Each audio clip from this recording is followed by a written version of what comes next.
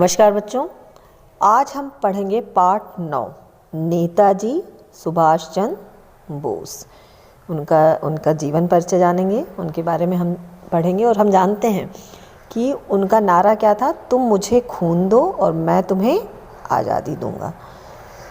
नेताजी सुभाष चंद्र बोस का जन्म 23 जनवरी 1897 को उड़ीसा के कटक शहर के पास एक छोटे से गांव कोडोलिया में एक संपन्न बंगाली परिवार में हुआ था। उनके पिता का नाम जानकी नाथ बोस और मां का नाम प्रभावती था। उनके पिता कटक शहर के एक प्रसिद्ध सरकारी वकील थे। सुभाष चंद्र बोस बचपन से ही मेधावी, जिज्ञासु और गंभीर छात्र थे। वे हमेशा ही अपने कक्षा में प्रथम आते थे। देशभक्ति की भावना उनके अंदर कूट कूट कर भरी थी। वह अपने साथ पढ़ने वाले अंग्रेज बच्चों की किसी भी गलत बात को कभी सहन नहीं करते थे। 10वीं कक्षा उत्तीर्ण करने के बाद उन्होंने कोलकाता के प्रेसिडेंसी कॉलेज से एमए उत्तीर्ण किया। पिता के आदेश पर लंदन जाकर इंडियन सिविल सर्विस की परीक्षा उत्तीर्ण की। तत्पश्चात उन्होंने तत्कालीन ब्रिटिश राज्य सचिव लॉर्ड लिंटन को एक पत्र लिखकर हिला दिया, मैं एक विदेशी सत्ता के अधीन कार्य नहीं कर सकता। वे स्वदेश आकर स्वतंत्रता संग्राम में कूद पड़े, जिसके कारण उन्हें कई बार जेल भी जाना पड़ा।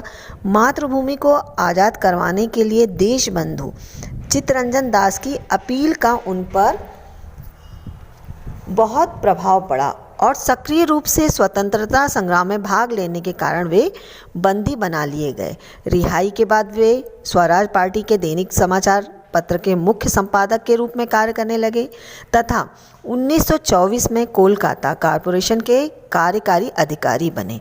1927 में पटना में 10,000 महिलाओं के साथ विदेशी वस्त्रों की होली जलाकर उन्होंने स्वदेशी आंदोलन में सक्रिय भाग लिया और गिरफ्तार कर लिए गए। रिहाई के बाद देश को आज़ाद करवाने के लिए काबुल के रास्ते वे जर्मनी पहुंचे और हिटलर से मिलकर सहयोग का आश्वासन लिया। फिर सिंगापुर पहुंचकर दिल्ली चलो का नारा दिया। 21 अक्टूबर 1943 को अस्थायी आज़ाद हिंद सरकार की स्थापना कर आज़ाद हिंद फौज का गठन किया, जिसे जर्मनी, जापान, बर्मा, इटली और थाईलैंड ने मान्यता देकर हर प्रकार के सहयोग का आश्वासन दिया। सबसे पहले जय हिंद का नारा देने वाले नेताजी ही थे। उन्होंने अपने देशवासियों से कहा, तुम मुझे खून दो, मैं तुम्हें आज़ादी दूंगा।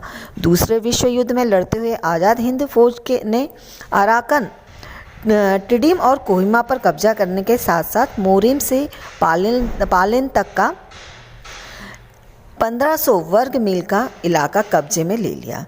अभी सेना अपने जीत अभियान में आगे बढ़ ही रही थी कि फौज का एक अधिकारी दुश्मन से मिल गया, जिससे सभी गुप्त रहस्य दुश्मन को पता चल गए और उन्होंने हवाई हमले शुरू कर दिए।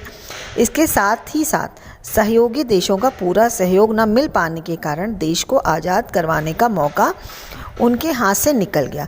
18 अगस्त 1945 को टोक्यो जापान जाते समय ताइवान के पास नेताजी का एक हवाई दुर्घटना में निधन हुआ बताया जाता, लेकिन उनका शव आज तक नहीं मिला। जीवन मूल्य, अपने देश से प्रेम करो और इस पर हमें गर्व करना चाहिए।